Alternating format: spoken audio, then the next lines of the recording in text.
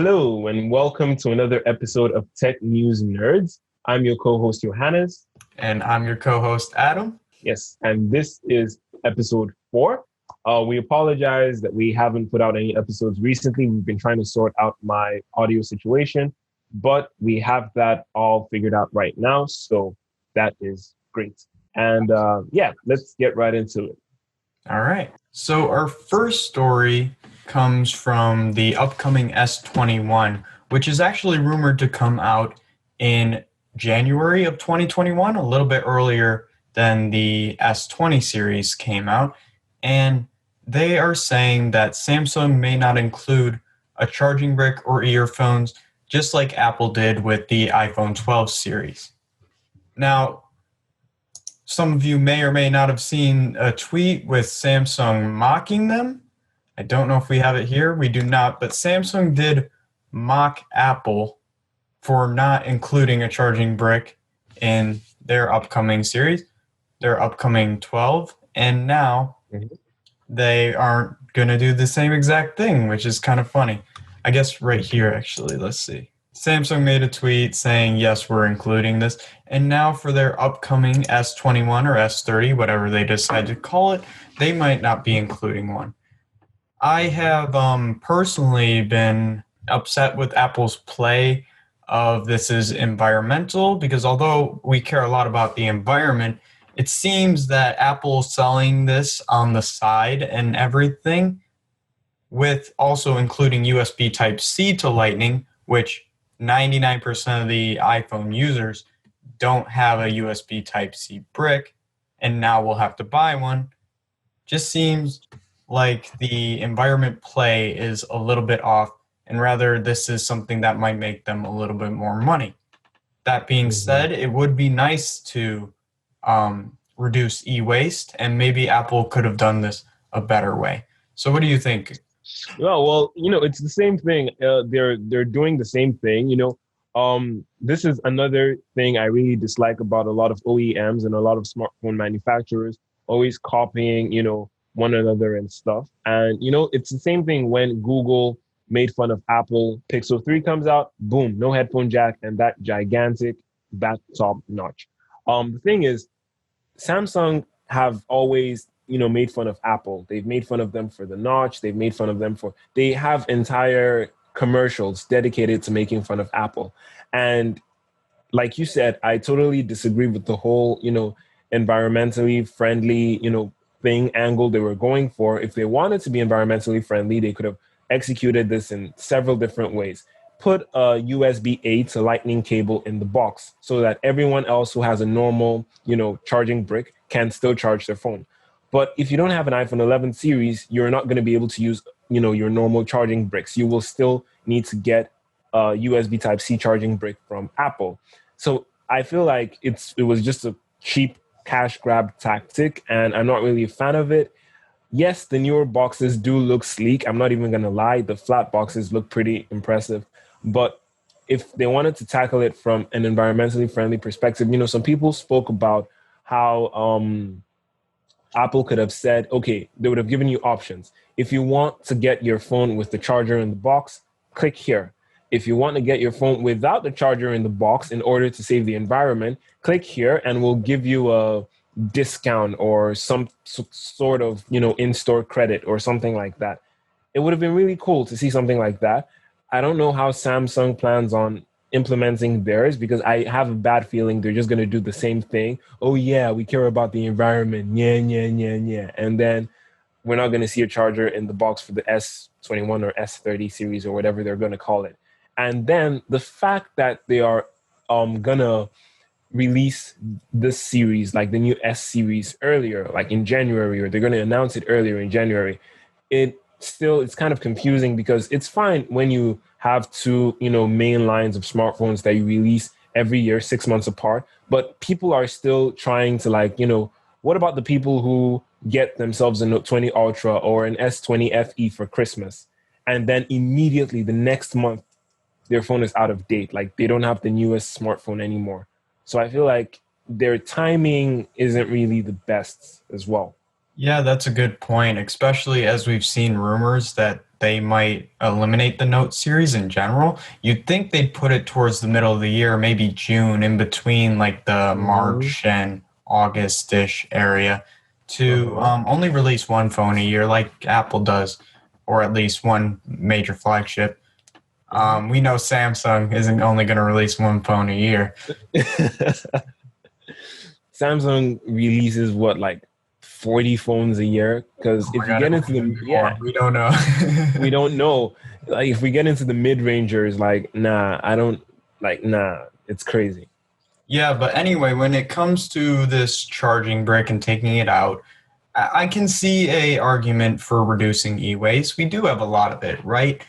And Mm-hmm. if Samsung can execute this in a way that allows people to keep what they currently have and not have an issue, or for those who don't have something, okay, like you said with Apple, you could select it maybe on the side because, A, I don't have one, please send me one. Mm-hmm. Fast chargers are a big deal, especially on the Android side. With iPhones, we didn't really see a fast charger in the box till the iPhone 11 Pro, and then they took it out the next year. But with Android, we've seen so many different phones and manufacturers marketing fast charging, like Xiaomi at 120 watts or whatever, right? So with Samsung taking it out of the box, at least a fast charger, they're Mm-hmm. one saying that they're probably not improving their 25-watt charger, which, maybe some people do want to see faster charging. And Mm-hmm. two, they are kind of saying, all right, we don't care about this innovation, at least in the charging area. Where I would personally like to see um, faster charging while maintaining the correct heat of the phone, because at least with the Xiaomi one, that does worry me. Yeah. But yeah, it's definitely going to be interesting to see Samsung being hypocritical this quickly.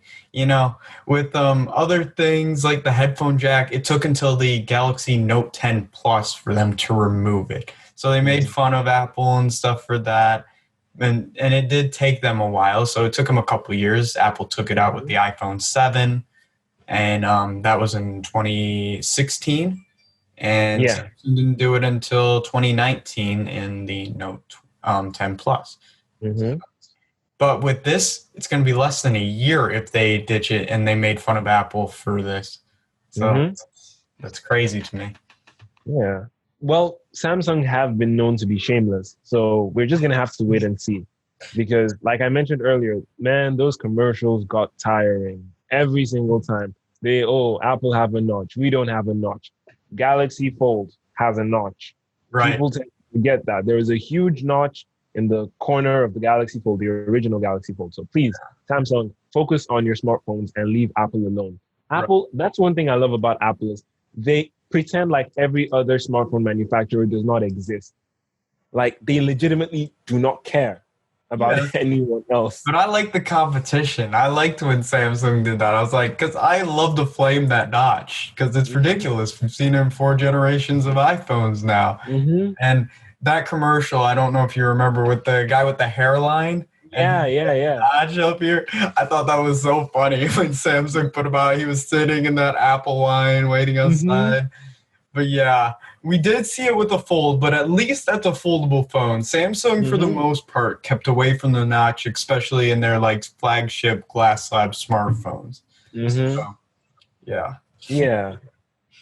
Yeah, the thing is that it's just the repetition that gets kind of tiring because right. yeah, the first time we saw it with the dude with the notch haircut, it was funny. The second time we saw it, the dude and his girlfriend, okay, slightly less funny, but we understand. The third time, the dude, his girlfriend, and their kid, I'm like, come on, Samsung, what are you guys doing? Right, definitely. Hmm. But okay, we will move Yeah. on to the next story now because we went off on enough tangents there. Oh yeah. All right. So the next story, we're just going to talk about the iPhone 12 series, like in general, the release, and yeah, one of the things that caught my attention when I was watching the Apple event was this headline: ceramic shield, clearly tougher than any smartphone glass, 4 times better drop performance. Okay. I watch a lot of Jerry Rig Everything. I think Zach is awesome. And one thing that I've learned about smartphones and hardness, scratch resistance and stuff was, when he was testing the original Essential phone, the back was made of ceramic. Yeah. And it was, he said it's more shatter resistant, but it's more scratch prone. So it's prone to a lot more scratches, but it's less, prone to shattering. Which, I mean, yeah, like I said, here they said tough is great, but we also wanted to make it scratch resistant.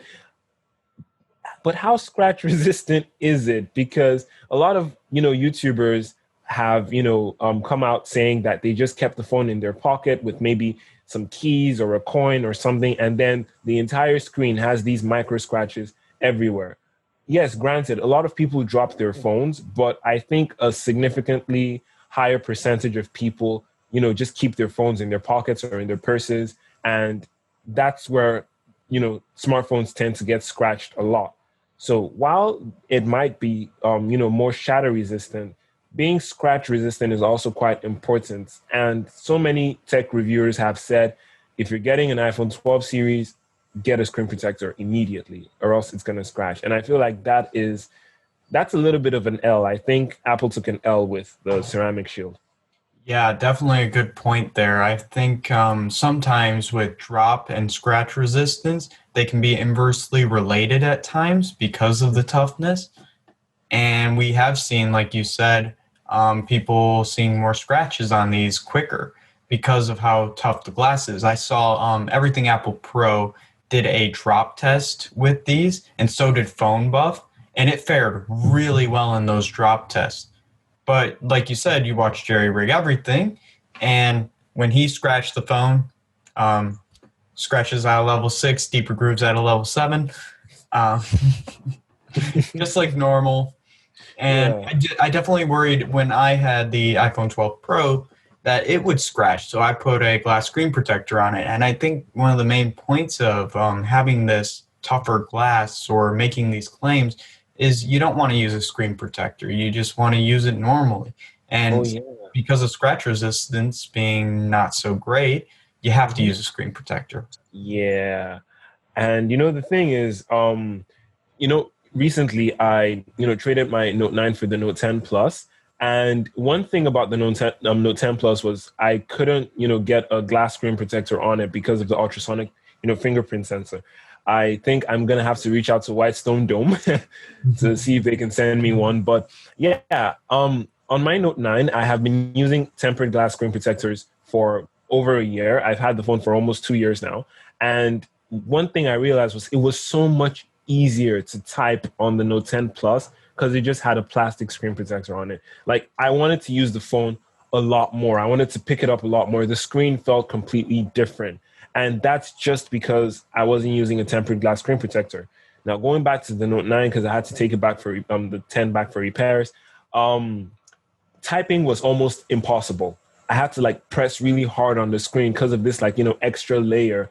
But yeah, it's there for protection, but I can see the reasoning behind wanting to make tougher glass on your phone so people don't need screen protectors because they can be quite inconveniencing sometimes. And I think if there is a way that they can find a balance between shatter resistance and scratch resistance, it would actually be really awesome. Yeah, definitely, for sure. Because I'm not sure exactly how inverse related they are, just based on what I'm hearing.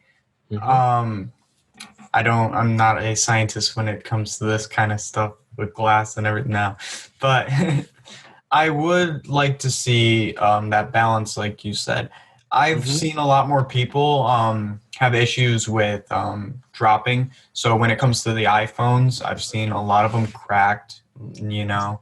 Hmm. So they have to put on these screen protectors. So I get the pushing towards this stronger glass because of Hmm. how many breaks I've seen in it, as well as it being like a $550, $600 repair if you break the glass Oh on the yeah. back at least.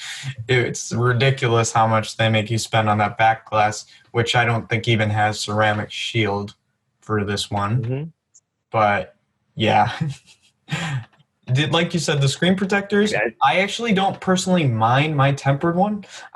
When I went to the Mhm. Galaxy S10, um, I couldn't use a tempered screen or tempered glass screen protector, like you said, because of the ultrasonic fingerprint reader.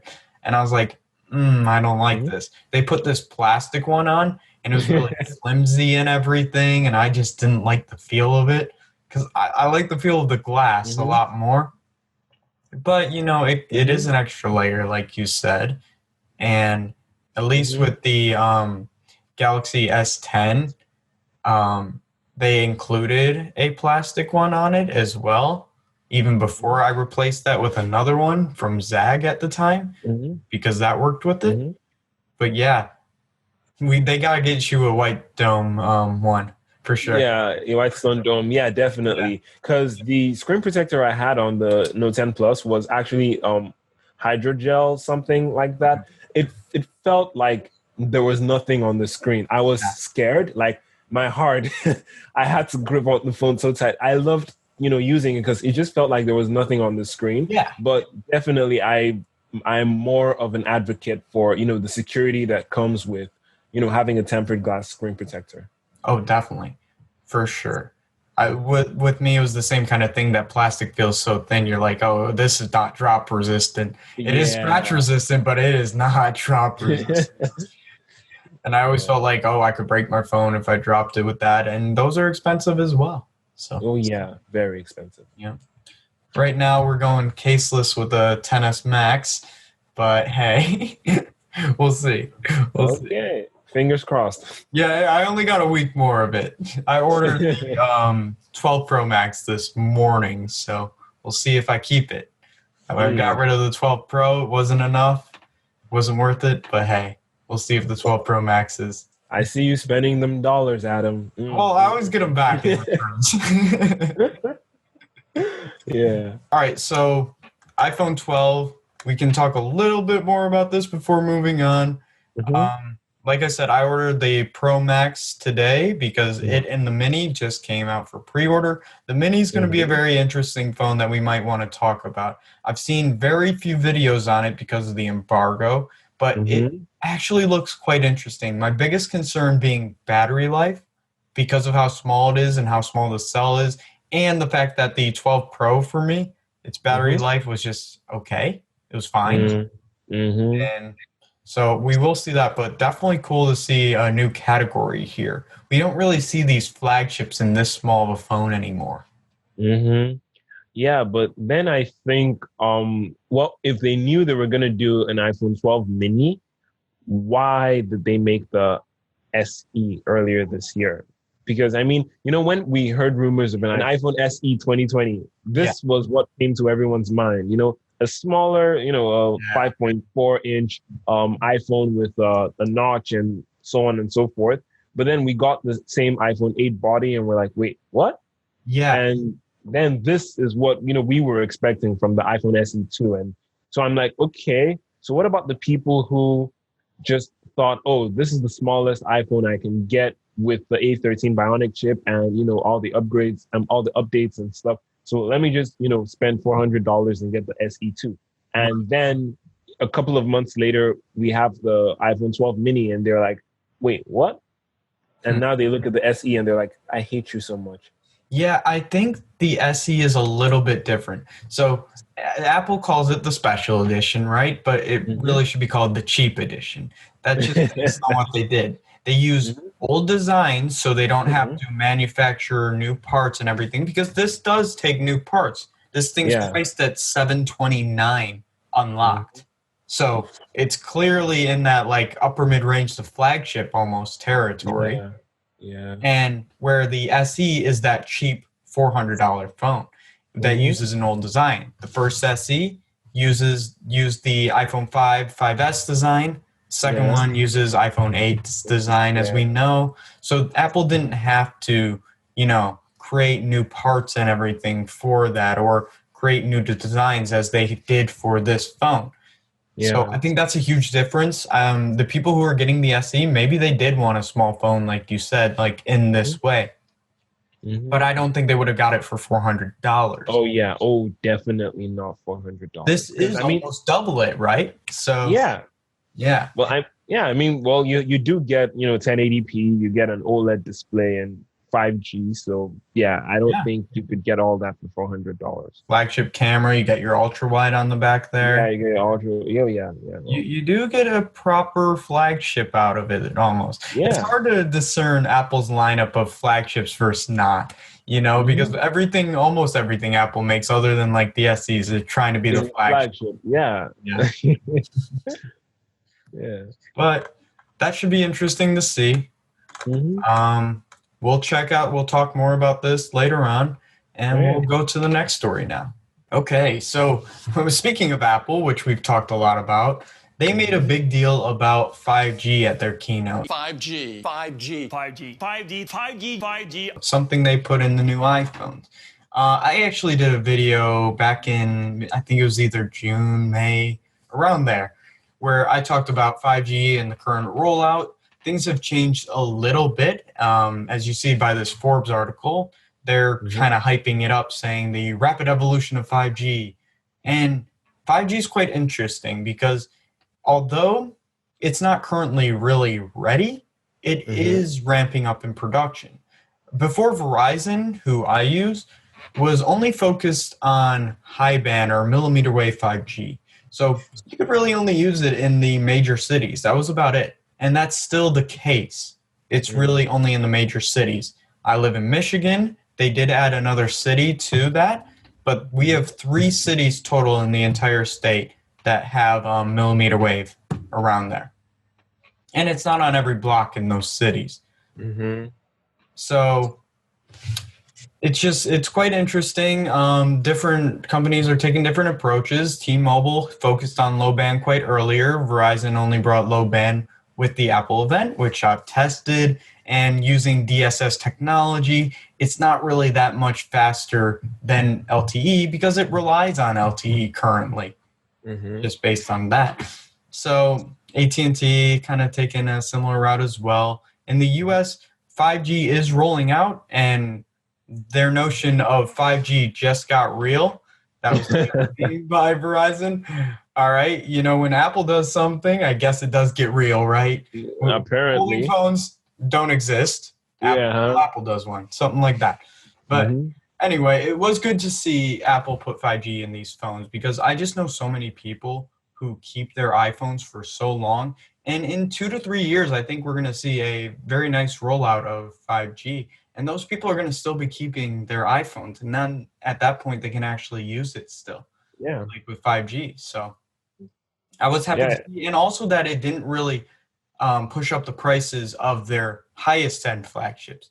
It did push up the prices of their regular flagships. Like, for example, the iPhone 12 is $829. You can Hmm. get it for 800 with subsidies, but either way, the iPhone 11 was $700. That being said, Hmm. you do get an upgrade of a very nice OLED display, and which was my biggest Hmm. complaint, and a couple other areas other than Yeah. 5G. But either Hmm. way, it is a decent price hike in the regular models like the 12, and I bet you the 12 mini would have been cheaper without 5G as well. Without Anyway, 5G, I'm glad to yeah. see it. Yeah, definitely am. There's a lot of cool implications of 5G, and it is cool when you have it on your phone. You can see that little 5G, even though it's not the best at this point. Yeah. But yeah, I've seen a lot of people actually who aren't currently who weren't really interested in phones. They're asking me, "Oh, does this have 5G? I want 5G." Well, why do you want 5G? I don't know. I Me want neither. 5G. I just want it. Yeah. So it is funny because it has brought up new conversation just based on an Hmm. Apple event, really. It brought Hmm. up a lot of interest, at least here in the US. Oh So yeah. what are your current thoughts? Um, I think 5G is there are a lot of things I can use to describe 5G because but right now I think it's a good thing that a lot of smartphone companies have. Initially I always thought, why are they making 5G models of smartphones like they're not necessary? But now I understand, especially because Apple, like you said, a lot of people keep their iPhones for several years. So it's really good to like have them being future proof. That's like the main advantage I can see any iPhone having 5G for, just because it's future proof. And when 5G becomes more mainstream, then you're not left behind or you don't feel left out. Um, the thing is, okay, personally, knowing why, because I feel like two things that came to my mind when I wanted to get my Note 10 Plus were it doesn't have a high refresh rate display and it doesn't have 5G. 5G, I live in Ukraine. We are not getting 5G in this country in probably the next decade. Maybe back home in Nigeria, probably not getting 5G for the next 3 decades. Um, but for the high refresh rate display, I'm like, it doesn't matter. Nah, I haven't used it before. I don't need it. So yeah, going back to 5G, I feel like, yeah, it's really important for future proofing if you are not someone who changes your phone every year, or if you're not someone who needs to, who switches smartphones very often, like basically. And as for the 5G E, I think it's kind of like the same as when we had the same, when a couple of years ago when people were debating about 4G versus LTE and which is which and all of that. But Yeah. yeah. Yeah, 5G, it's a very big topic with AT&T. They've gotten in trouble for it because it's just marketing jargon. It really is Mhm. 4G and it's not really any faster. Whereas low band 5G can be faster than LTE.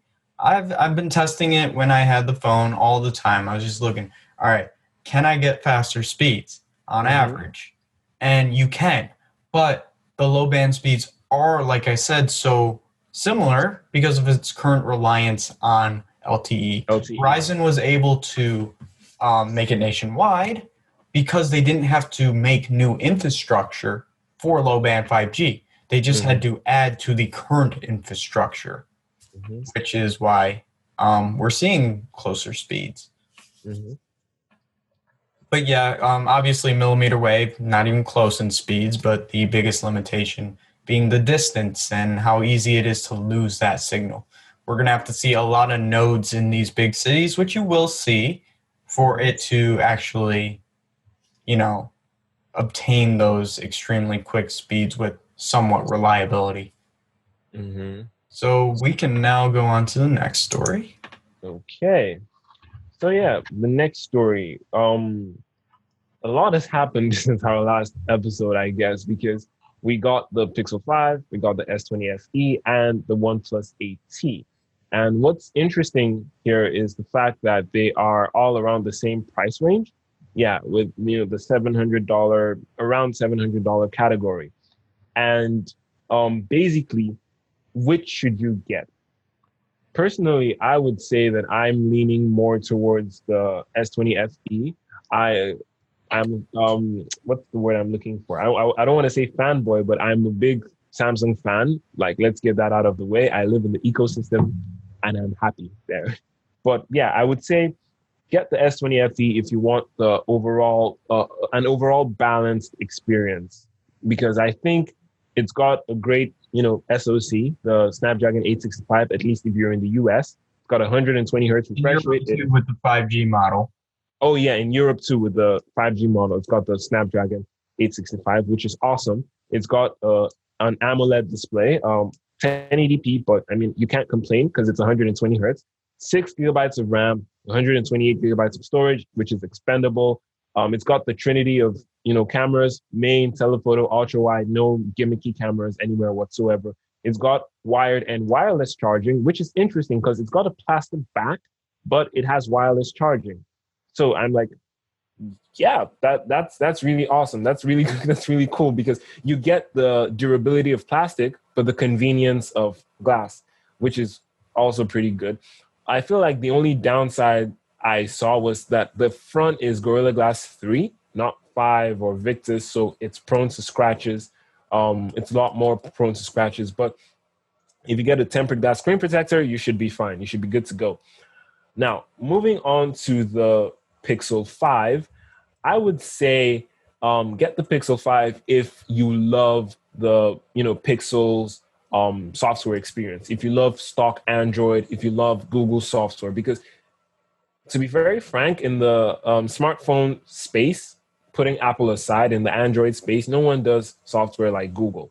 They just, have a way of making things work and making it work pretty well. Um, if you love taking, beautiful photos, I think all three smartphones here can get you decent photos, but the only one that will get you those outstanding wow photos are from the Pixel.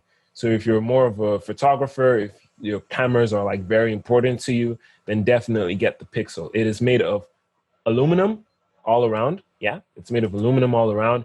Which is interesting because if you have an Apple MagSafe charger, you can actually charge your Pixel 5 with it because, magnets and metal, which is pretty cool. And wireless charging on that Pixel with an aluminum body. We were Yeah. talking about it with a Samsung one. I'm excited to see when Jerry Rig Everything gets his hand on this. I want to see the inside, how Google made that work. Yeah, like I mean, because it's a universal fact. Like wireless charging doesn't work with metal, but I think when Marquez was talking about it, he tapped the back of the phone, and you could hear it towards the center where the battery is supposed to be. It sounded a little bit different.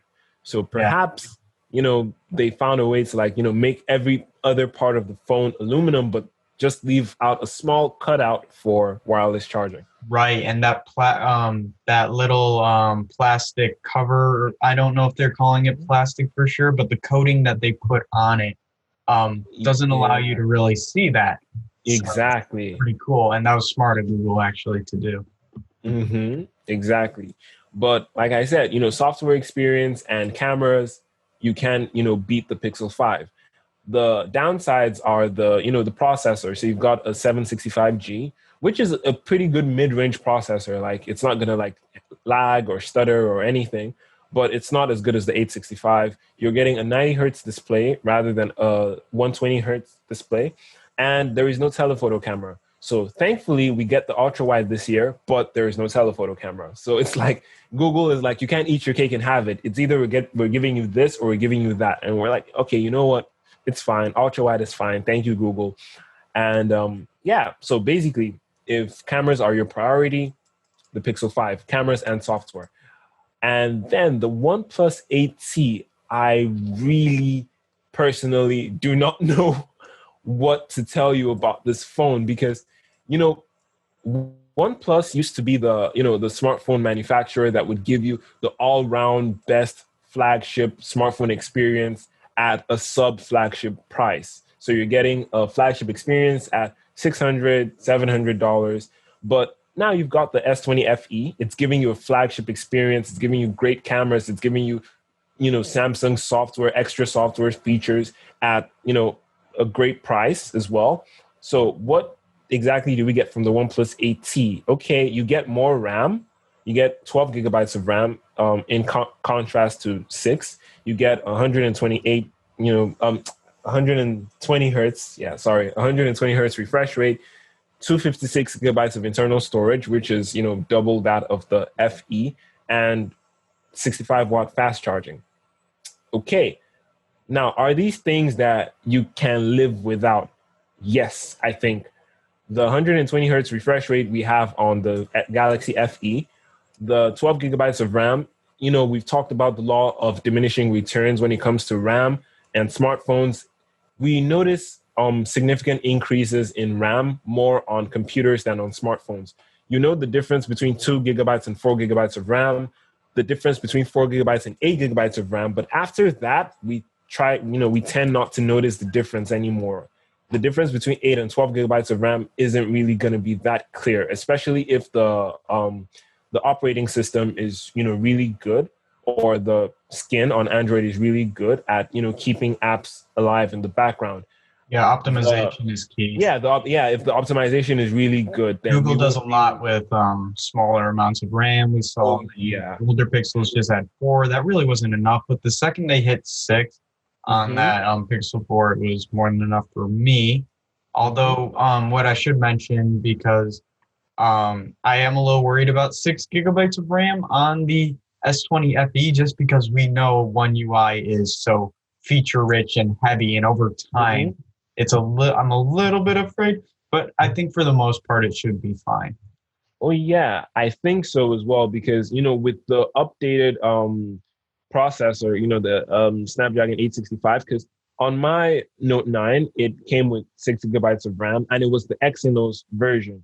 Yeah. And up until the last day of me using this device, I can confidently say that I never really faced a situation where I was like, "Oh damn, I wish I had more RAM." Like, Mhm. nah, I've, encountered, situations where I was like, I wish I had more battery or I wish I had a faster refresh rate or a better camera or more versatile camera system, but I never had complaints about the RAM. So I think 6 gigabytes of RAM can still be pretty good with the S20 FE, depending on what kind of user you are.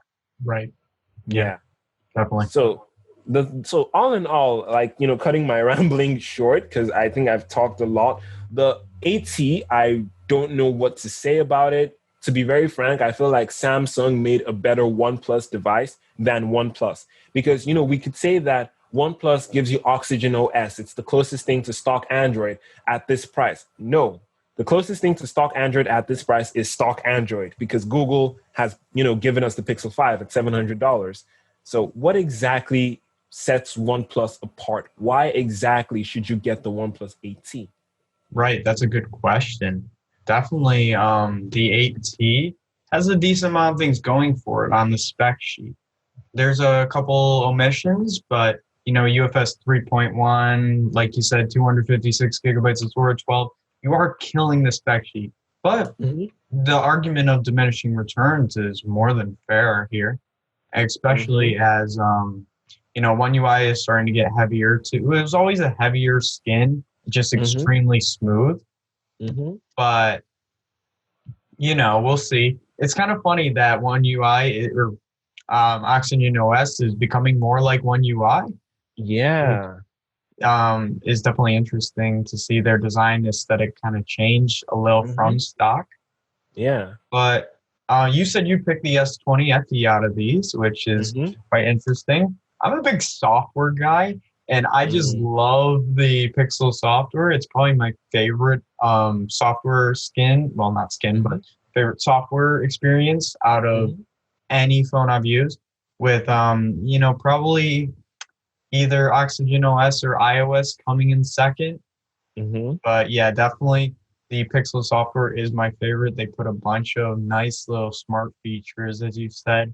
Mm-hmm. The Pixel 5 has 90 hertz instead of 120, but for me personally, because I have used both 90 and 120, I can see the Mm-hmm. big difference between 60 and 90, but not as much between 90 and 120. So Mm-hmm. I think that's going to be okay. The biggest thing that's holding me back from wanting to get a Pixel 5 as my main phone really is that Snapdragon 765G. I think it'd be Mm-hmm. fine for a year or two. You're not going to see a huge difference. Maybe in speed tests you will, but in daily life, maybe not. Mm-hmm. But it's not going to be as future proof as, say, a Snapdragon 865. 865. Mm-hmm. Yeah, so I think it was a smart move on Google just to go down in price, make them more competitive because we saw they Mm-hmm. couldn't sell Pixels at that flagship price. And the Yeah. 765G still has 5G. It's still very competitive with the 90 hertz, the Pixel software, 8 gigabytes of RAM. And like we said, Google has always optimized their RAM pretty well. So I'm Uh-huh. pretty confident in that. Yeah, I actually really like the design of it too. Believe it or not, it might be controversial, but I like that aluminum design. I've seen this only Mm-hmm. once in person, unfortunately, but Yeah. when I did, it was really nice. I think that coating felt pretty good, Mm-hmm. and yeah, ultra wide over telephoto. At least when it Yeah. comes to a 2x telephoto, Oh I hate yeah. 2x telephotos. The worst. iPhone 12 Pro, 2x telephoto. I'm gonna probably come out with a video somewhat soon where I show my vacation with it, taking all these Mhm. photos and stuff. And there were just times where you can't get close enough. Whereas when I had the Mhm. Note 20 Ultra, that zoom was just so good. Like you could beat that with the two times telephoto. Mhm. And the argument Marquez made for not having telephoto over ultra wide was you can use your feet, you can walk. But Yeah. guess what? I don't want to walk up to an alligator. Alligator, I was about to say that. Yeah, I just want to take a picture of it zoomed in. I don't want to walk up next to it. So I can in that situation. But Mm-hmm. yeah, definitely interesting. I think, like you, I would take the S20 FE over the OnePlus 8T just because price and more features. I'm someone who does value wireless charging, and the OnePlus Mm-hmm. 8T doesn't have it, and it doesn't have Yeah. an IP rating. Where Yeah. this does have an IP. Is it 6.7 or 6.8 IP rating? Do you know? It's a 6.8. 6.8. So Mm-hmm. perfectly good. IP rating for the vast majority of situations. Drop it in a pool, it's going to be fine. Mm-hmm. Although I don't suggest it. Don't drop your pool. Don't drop it in the Don't pool. drop your phone in the pool. I am not liable if your phone breaks if you drop it in the pool. Tech News Nerds is not going to be held responsible if you drop your phone anywhere, in a pool, in a toilet, on the floor. Do not drop your phone, people. Yeah, just don't listen to Adam. But either way, if we're talking about storage, which we do value, 128 gigabytes in the S20 FE, but it is expandable. And Yeah. it's not very expensive to upgrade that. Samsung sells like a 256 card for like $30. So that's already over what you're going to get in the OnePlus 8T, although that's UFS 3.1. Mm-hmm. Either way, it'd probably be fast enough. And I think, like you said, OnePlus made the all-arounders in the past, but this one is a really good all-arounder from Samsung here, hitting almost every single mark. So good job, Samsung. You did make a nice phone here. Applause for Samsung. Finally, you do something right. If Don't give me Note 20 Ultra at $1,300. I saw the Note 20 Ultra when I went to the Samsung Experience store recently. Yeah. The Note 20 Ultra, the Galaxy Z Fold 2, the Z Flip, and I'm like, damn, like, why do I not have more kidneys to sell? Like they're awesome, they're beautiful devices, but they're just so expensive. Oh, definitely. And I mean, we talked about 5G earlier, and 5G played a role in making these more expensive, unfortunately. yeah. Yeah, Samsung makes some of the best hardware out there by far. Oh yeah. Those phones are beautiful. Luckily, we get depreciation, Johannes. Depreciation will allow us to afford these phones. Yes. Thankfully, they're not Apple devices. So we just have to wait a year and a half. And then, because, the funniest thing is, I still don't understand how I'm getting, how I got the Note 10 Plus, which came out at $1,000. Yeah, it was about $1,000. $1,100, yeah. $1,100. Yeah. And I'm getting it about a year later for $600. Yeah. Yeah. Like $590. $1,199. I'm trying to think. It's either one of those two. Yeah. Maybe it's in the middle. We're gonna say 1,100 to 1,200, and then I'm safe. I'm getting it for about half the price just a year later. Yeah. Meanwhile, an iPhone 11 is still very close to the original price over here. It's just not even as good of a phone. Come on, with that display. I get that it has the better processor, but the 855 is no slouch by far. It's no, and then you get 3 cameras with the Note 10 Plus, and you only have 2 with the iPhone 11. So it's like, Yeah, and it takes great video. I've seen great video and great photos from the Note 10 Plus. Great phone. And like you said, you can get it really cheap right now, which is good. Really cheap. Yeah, that's probably what I might do with the Note 20 Ultra, because it's already come down it's already come down over $300 here. Wow. I was like, oh, cool. Just have to wait a few months because Samsung throws out 1 million phones and then drops the value. Oh yeah. Crazy business strategy. Yes. But anyway, let us know in the comments which of these 3 you guys would pick. I'm kind of curious which either the S20 FE, the Pixel 5, or the OnePlus 8T. Maybe we got some OnePlus lovers in here. You can't deny that software. They do have some nice software. Mm-hmm.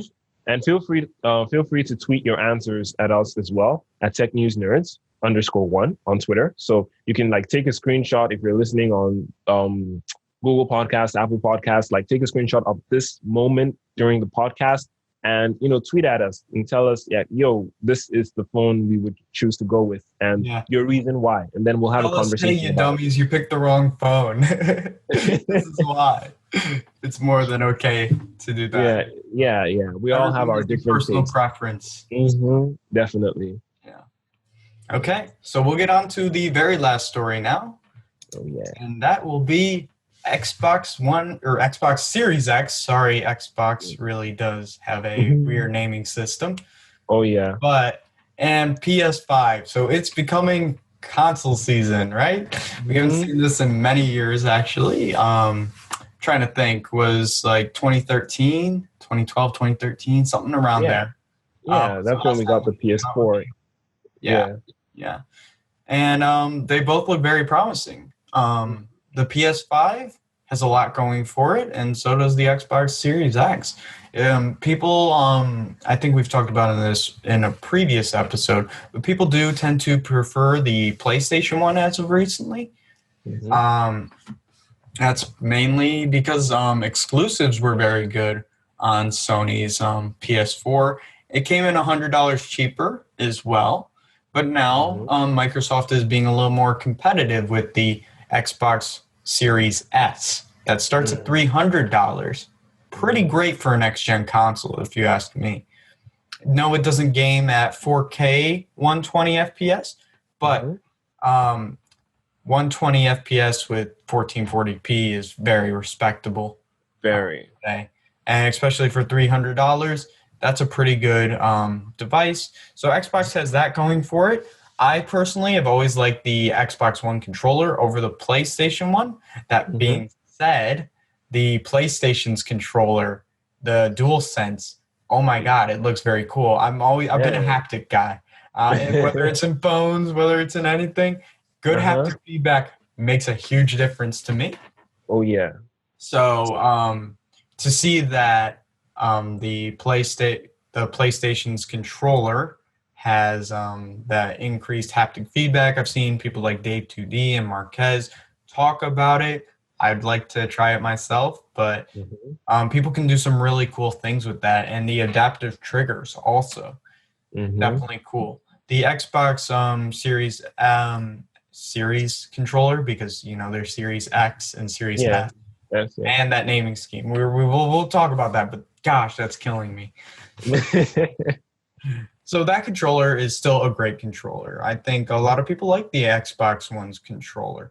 It felt a lot better in the hand in comparison to the PlayStation 4's one, because that kind of felt a little small, at least to me. Yeah, it did. Xbox One's felt more. It was a bit more. Yeah, it's more substantial. Right, and Sony also did fix that with the PS5's DualSense controller. So, they're doing a lot of things right here. Sony's got a better SSD for faster loading times, although the Xbox's is no slouch, and the Xbox has the resume gameplay thingy, where it stays in the RAM and everything, and you can just switch over from games and they load up pretty quickly, which is definitely interesting, especially if you switch games a bunch. If you don't, if you're playing like one game, 2K's your game, COD's your game, whatever it is, then maybe that's not going to really matter to you. Yeah. But yeah, as for price, we're seeing PlayStation Sony actually put down the digital version to $400. I think that made it more competitive with the Series S, even though they're not targeted almost at the same market, because the PS5 does do 4K and supposedly 120 FPS. I've seen a lot of reports saying a lot of the games on there will not play at 120 frames per second, but we'll have to see, right? Maybe they do. Either way, you get that really fast storage, that really cool controller, some great exclusives like Spider-Man Miles Morales and others. Although Xbox bought Birthstada. I can't even pronounce their name, but either way, they bought them, and they're going to get new exclusives for them eventually. So good job, Microsoft, on that end. And as for the size of them, both are humongous, but the PlayStation 1 being like absolutely humongous. It's ginormous. Yeah, it's ginormous. And the Xbox's Series X is just a refrigerator. Basically, I think these are basically just the refrigerator. PlayStation ones, right? Maybe. Yeah, just the PlayStation. We had some Xboxes. Oh no, those were just PlayStations. No, there was one. Yeah, I think Okay, so the now they're OG gonna show Xbox. it. Uh, They okay. were getting the I think this. Nintendo Switch. Yeah, that's the Series X. It's kind of on the side. You can see the size difference here. That Yeah, PlayStation is huge. PlayStation's just there, like, hey, shorty, what's up? Hey, Jordy.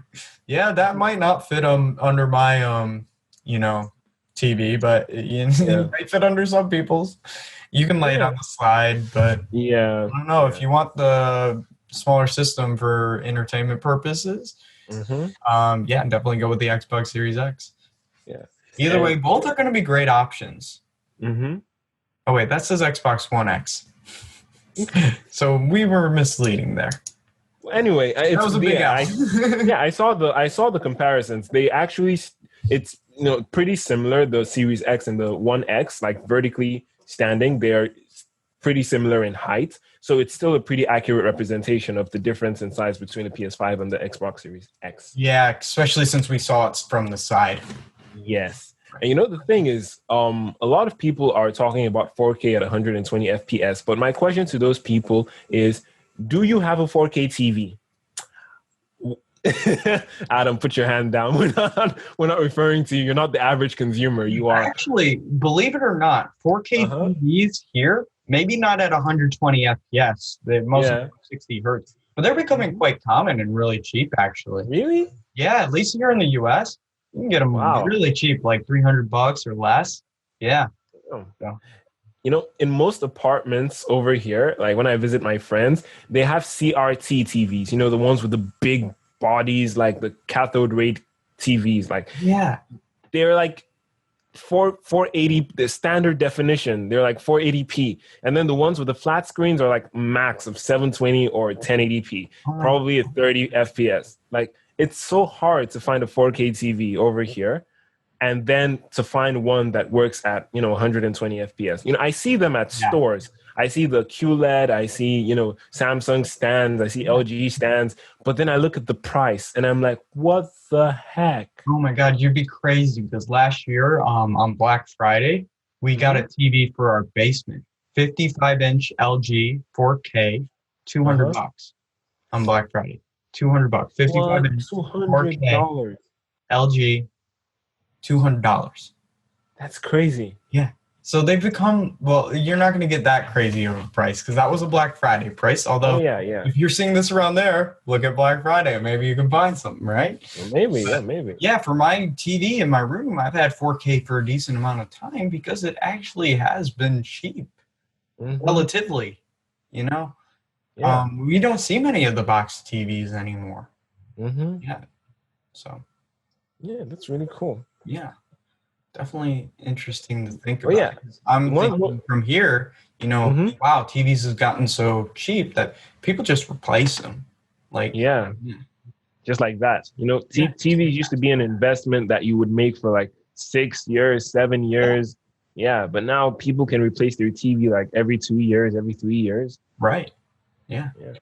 So, and then another thing I heard was that the PlayStation comes with the Xbox comes with a HDMI cable that allows 4K 120 frames, but the PlayStation does not. So its HDMI cable doesn't support 120 hertz, or it doesn't support 4K. Yeah, it doesn't support 4K. And I'm like,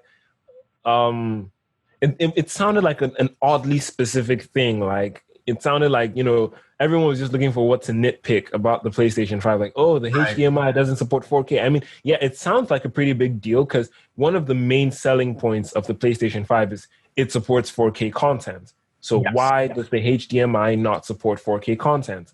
Oh, so it doesn't even support 4K. I thought at 120 FPS it doesn't support 4K at 60? I heard it probably supports 4K at 60, but okay, I mean, that's fine. Yeah, at the very least. For the average consumer, then they're not going to care as much as like the heavy gamers about 120 hertz. I've seen 120 FPS on gaming, and it just looks so much better. It's quite impressive for a console. So I would love to see it be more common. But I think PlayStation definitely is targeting the mainstream audience a little bit more that might not care about 60 versus 120 FPS. They're playing at 30 anyway, so 60 Yeah, will be fine. yeah, it doesn't matter. But with everything said and done, PC Master Race. I mean, you're not wrong. I You're not wrong. Yep. mean, yeah. Really cool stuff happening in the PC area. I Oh know, yeah. AMD just released their 5000 series Yeah. CPUs that actually are pretty good in comparison to even their last 3000 series ones they released. And NVIDIA just is selling out everywhere of their 3000 graphics card series. Graphic. My Yeah. friend, I don't know if you guys don't have this in the Ukraine, I know, but Micro Center is a very popular um, place to get computer parts. At least they sell about everything like TVs, even iPhones, and all that. But they're one of the most popular places, at least here, to build PCs at because they have a lot of different PC parts, Parts. versatile, at least in comparison to Best Buy, who has very little selection. And my friend camped out at Micro Center to get the 3080, and he Wow. missed it twice before getting it a third time. So Wow. it He is missed it crazy. twice. Yeah, twice. Dang. Dang. It's partially NVIDIA's fault for having lower stock, but the demand was so high because not only are these graphics cards performing extremely well, but they cut their prices in comparison to their like 2080 Ti. So Yeah. good on NVIDIA for being extremely competitive in the field. We do like going on tangents on this, so Oh yeah.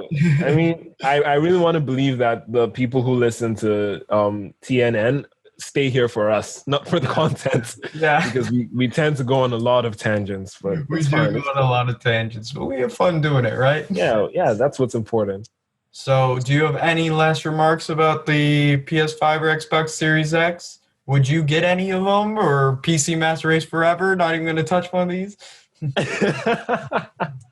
Now, I think I would consider getting a console, like, when I get my own place, because I stay in a dorm right now. So if I was, whenever I graduate, I'm graduating in about 3 semesters. So that's like a year and a half.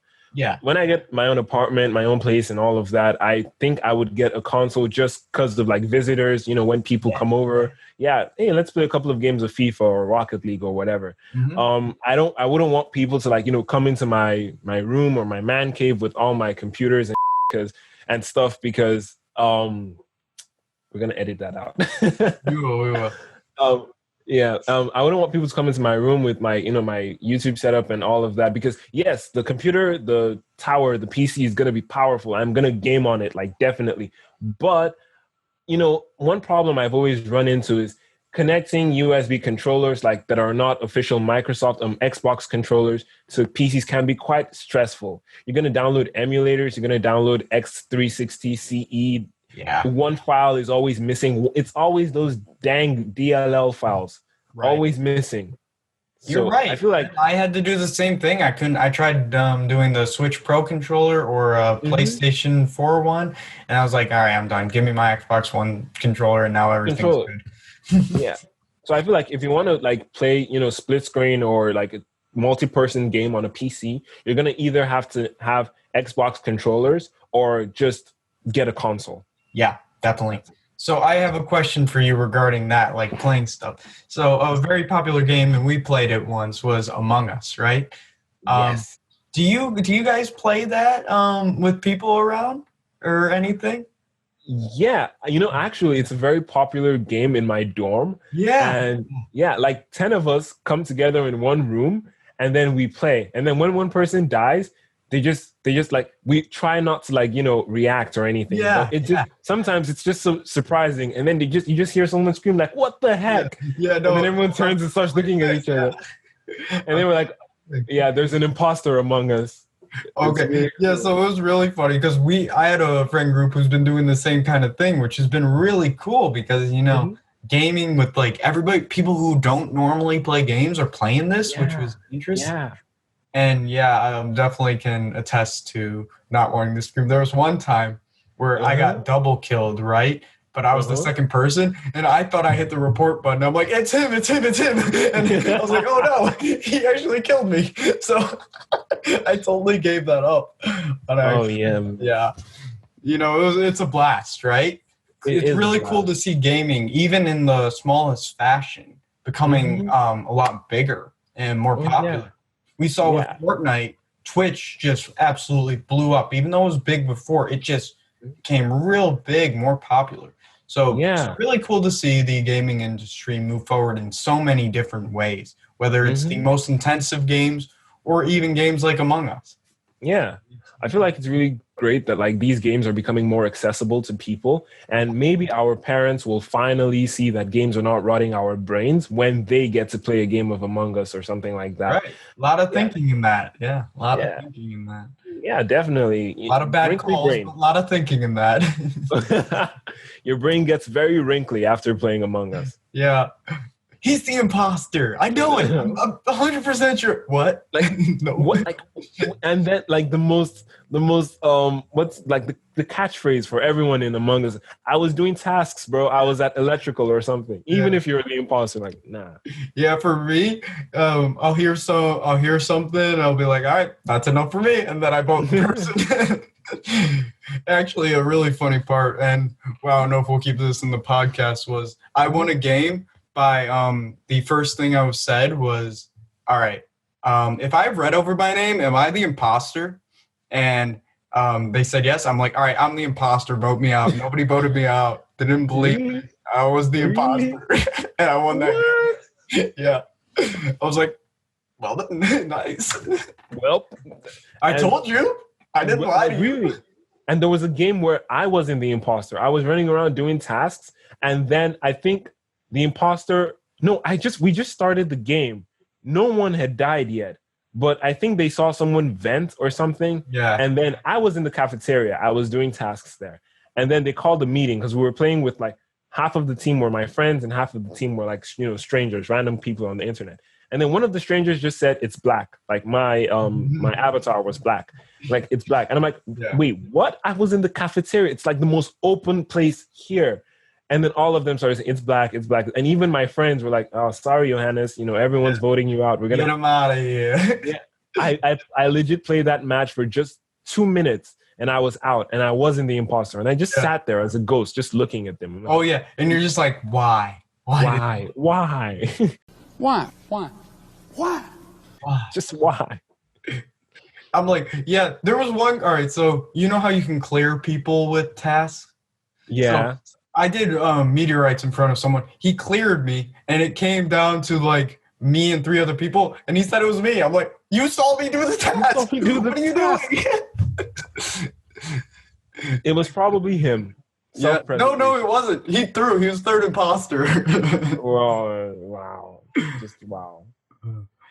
Yeah, it's just funny. But regardless, I think that's the end of the show today. I hope you guys enjoyed. Make sure to like, comment. Give us 5 stars on Apple Podcast. Yeah. Apple Podcast, Google Podcast, Spotify, wherever you are, we appreciate you. And we hope you have a good day. Definitely. Take care, everyone, and we'll catch you in the next episode. Peace. Peace.